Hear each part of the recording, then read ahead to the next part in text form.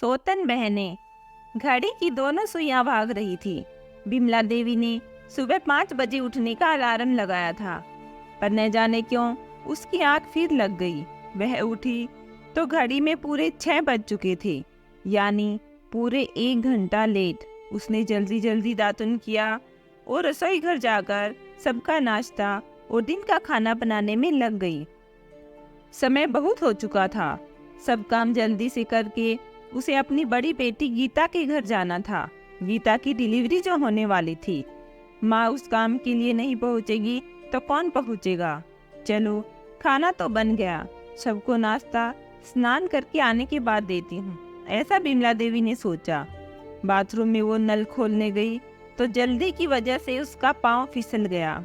अब उसका उठना मुश्किल हो गया और वो दर्द से कहराने लगी।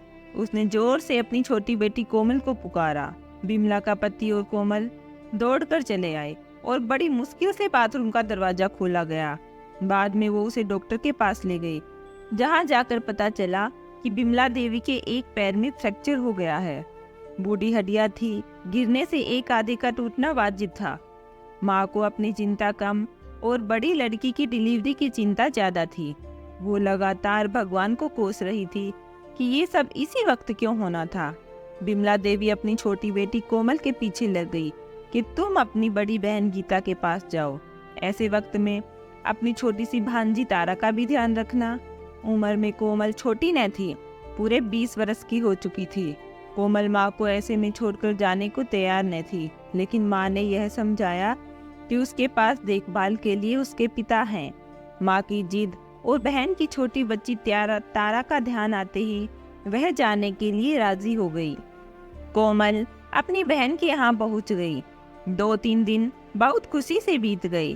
साली और जीजू ने जमकर बातें की। वैसे भी वह इकलौती और छोटी साली थी, जिस वजह से उसकी अपने जीजू से बहुत बनती थी। आपस में हंसी मजाक भी खूब होता था। दिनेश बहुत अच्छा इंसान था। तारा भी मौसी के आने से बहुत खुश थी।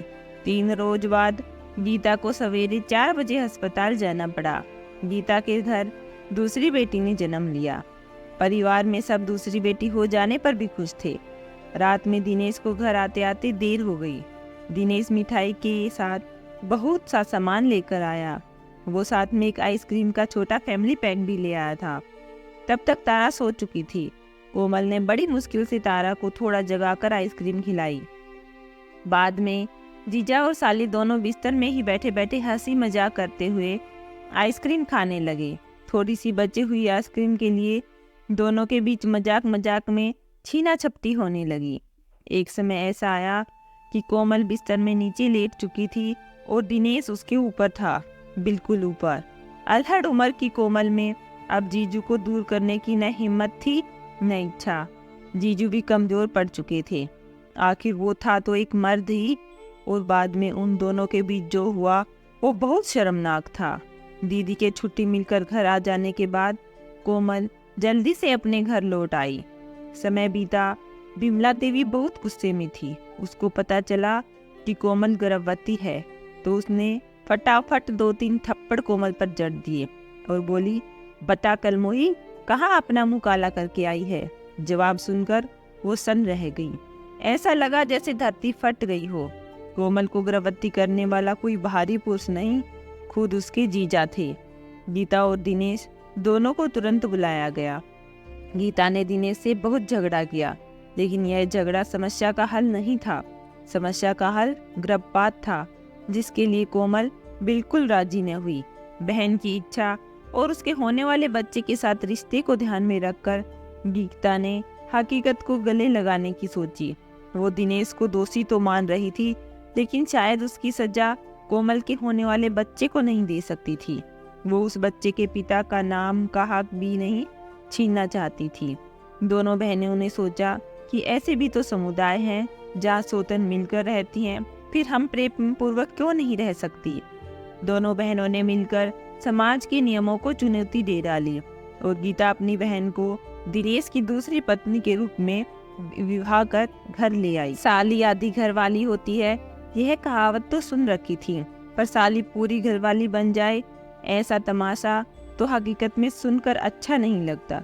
रिश्तेदारों ने संबंध तोड़ लिए, परिचित अब अपरिचित बनने लगे, वक्त अब आगे बढ़ने लगा, बहनों का जुनून कम न हुआ। वो दो सौतन बहनें अपनी पति की खुशी में ही जीने लगी। उन तीनों को किसी पास पड़ोस या समाज वालों की परवाह न थी, वो अपनी जिंदगी में ही खुश थे। दोनों बहनों को अपने पति को बांटने में भी कोई संकोच न था। दोनों बहनें समझदारी से जी रही थी। बाद में कोमल ने एक सुंदर लड़के को जन्म दिया। तीनों बच्चे अब बड़े होने लगे।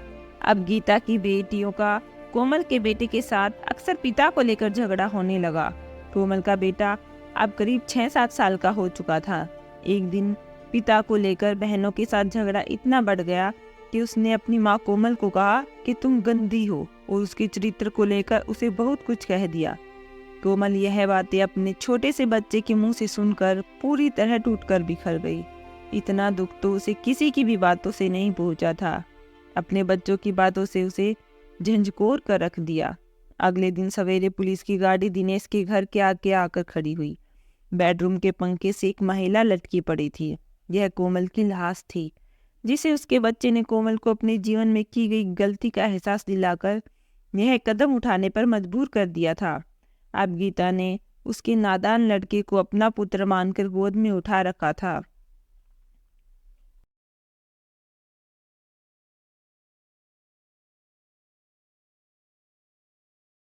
जिस तरह भगवान ने सृष्टि की रचना कुछ सिद्धांतों पर ही की है, ऐसे ही हमारा समाज कुछ नियमों पर आधारित है। यदि हम उन नियमों